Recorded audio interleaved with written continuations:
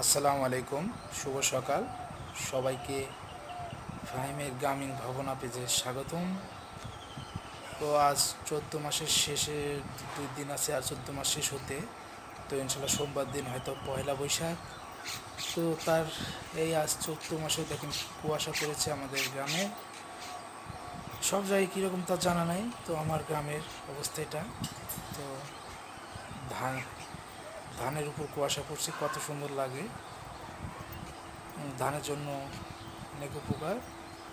কুয়াশা পড়তে সব জায়গাতে পানি চলে যায়। তো অনেক দিন পর ফের কুয়াশা দেখলাম।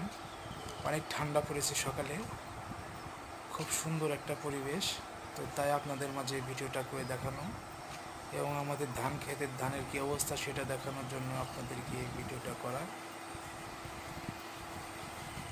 তো এগুলো সব জমিতে ধান এখন ফুলে ফুলে যাচ্ছে। এদিকে কুয়াশার ভিতরে হালকা করে সূর্যটা উঁকি দিচ্ছে, অনেক সুন্দর লাগলো, সেই জন্য আপনাদেরকে দেখানো হয়। তো সবাই ভালো থাকবেন, ইনশাআল্লাহ দোয়া করবেন।